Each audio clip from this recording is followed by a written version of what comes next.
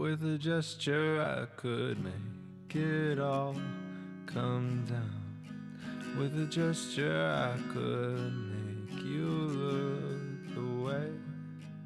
With a gesture I could fault you for it all. Hey, honey badgers. Okay, so Be Creative channel. I'll link her channel down below for anybody that wants to check that out. You and I were talking in the comments on one of my other videos about this canvas. You said you were curious to see an update because you were interested in possibly getting this canvas, but you were a little bit nervous about some of the details and wanted to know more in depth what my experience had been working on this so far. So this video is mainly for you, but also for anybody else that wanted to, and more in-depth update on the Josephine Wall project. So if this is the first time you're seeing this video, this project series, this is the Josephine Wall Stairway of Dreams canvas that I started working on not too long ago. Because it's a Josephine Wall and she's known for her micro details in her art style, these tend to take a while for a lot of people. Because, you also have to go live your other life. You can't just like sit on your ass and diamond paint for 24 hours a day. People got other stuff to do they got to work in. So yeah, it's a little bit slow going, but we are making progress. I divided this up into about 20 squares, so 5 rows, I think. So I've got the first fifth done pretty much. So this section up here, like I mentioned in one of my other videos, I started upside down because I figured once I get to the bottom row, I'll have the whole painting to look at and it'll be more rewarding in my mind. So I've got the top part done here. I just finished it a little while ago. And I wanted to show you some of the details so you can get a more close-up look of what the drill quality is like and spacing and all of those things that you might be concerned or curious about. So one of the things I mentioned in one of the past videos was the people that were going to be like this big. So you can just start to see them coming out. And like a lot of diamond painters say with a lot of canvases, it looks better in the camera than it does in person. That's not to say that this looks like garbage in person. It doesn't. But I mean, I've only got this much done, so it's a little early to tell. But I think this might end up being one of those canvases where it looks like one thing when you first look at it, and then the more you look at it, you start to see other stuff. So in the original artwork, I don't have it in front of me right now, but if I remember right, hold on just a second. We got a cat freaking out. You close the door for like 2 seconds to try to get some decent sound quality and they freak out. Okay, anyway, what was I saying? So I think in the original artwork, the sections up here, because as a whole, this is supposed to be a woman sitting on a staircase, stairway, whatever you want to call it. She's got a book in her hand down here, and the idea is she's drifted off to sleep, and these are all the characters she's been dreaming about from the book. So the characters are supposed to be in these sort of like little bubble pod dreamscape things around her. But like I said, they're only like this big, even in the original painting. So that was the one part I was kind of iffy about with how this was going to translate. I didn't expect too much with like the little people. And as I expected, there's not a ton of detail in them, but the more you look at it, the more you start to spot them starting to come out.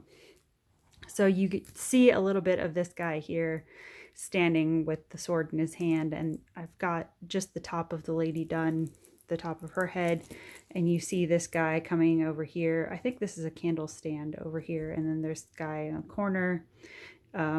Yeah, so they look a little bit 8-bit, but I think as far as representation of people, they get the job done. You can tell that there are people there. When they're that small, you're not going to get fine detail in the face, so you have to kind of just work with what's there. But it's, you can get, I think once you're done, you can kind of get different things out of it when you look at it. Originally, I think they were supposed to be, like I said, sort of dream pod bubbles around her. But now that I'm looking at this, it's almost like you can sort of picture like a little bit of a village in the background. I don't remember if that was actually in the original painting, but it kind of gives that look of like, this looks a little bit like a building in the background, or the way this is shaded up top kind of gives me the idea of like, if you've ever been inside of a cave, it kind of gives that look of a cave roof. So I don't know, I think it'll end up being one of those ones that's just, regardless of how it comes out, as far as detail wise, it's just going to be interesting to look at, because who knows what your eye is going to pull out of it. I still think she, like the main girl, she's going to come out fine. So as far as my experience working on this so far, I've been having a pretty pleasant experience with it. The glue's been great. Haven't had any issue with the glue. All the drills, even the standard non-AB drills, they've all been super shiny, as you can see in the camera there. And remember, this is a budget canvas, so keep that in mind when I'm talking about all this and why I'm making a note of all this.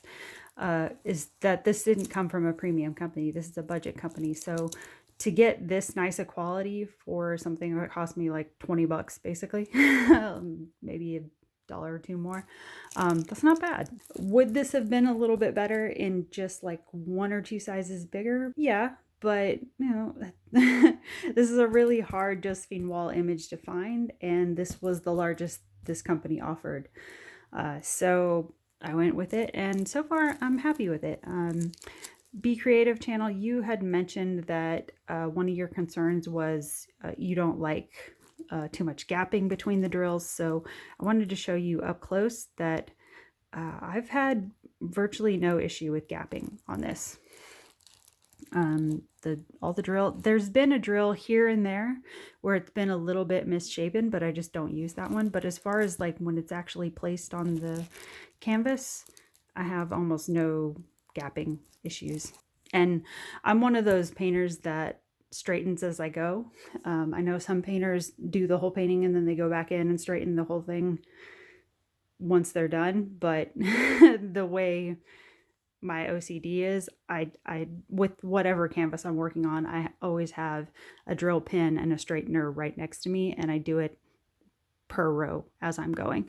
So and some people might say that takes way longer, but I don't know. It's a process I've gotten used to, and to me, it doesn't feel like it takes me that much longer either way. So these have all been straightened as I work on them. And this top layer up here, this kit came with 4 ABs, so all of the ABs are represented at least a little bit here. I just started using the sort of blue-violet ABs here, just a few of them in this corner, and I think those are really nice quality for a budget canvas. So yeah, just wanted to give you guys a little bit more close-up update on this. Not necessarily going to do one of these for each row as far as like a actual filmed video. I may do, like I said, the picture updates on the community posts as I get them done. And like I mentioned in one of my other videos, I'm also doing a series of smaller canvases just to break it up from this a little bit because I don't want to get burnt out on this. So the smaller canvases are also coming for those of you that are not big canvas project people. I've just been sort of flip-flopping back around and completing as I can. And because this kit came with an inventory sheet, I went ahead and did the washi border all the way around. Normally when I work on canvases, I tend to do the washi border except where the key code is. I'll leave that open until I'm done with the canvas, and then I'll put the tape over it to complete it out. But yeah, because this one came with an inventory sheet, I'm just working off the inventory sheet on that one. At this point in my diamond painting work, I don't work with sticker machines or anything like that. Not knocking people who do. I'm just saying I don't use those tools on my projects. So I either always rely on the key or an inventory sheet in my personal process. So yeah, went ahead and bordered all the way around this because the glue is really nice on this. So I have to be careful about leaning on this too much as I move from row to row. So that's where I am right now on the Josephine Wall. Super shiny, really happy with the quality to date. And as far as the minute detail, it's about where I thought it was going to be. Typical of diamond paintings, it comes out more clear the further back you step. So yeah, I think overall I'm going to be pretty happy with it. So that's what I got today, guys. Let me know what you think. Let me know if you've worked on this, if you ordered it, if you got another Josephine Wall going on that's driving you crazy. I don't know. But other than that, we'll talk soon. Bye, guys.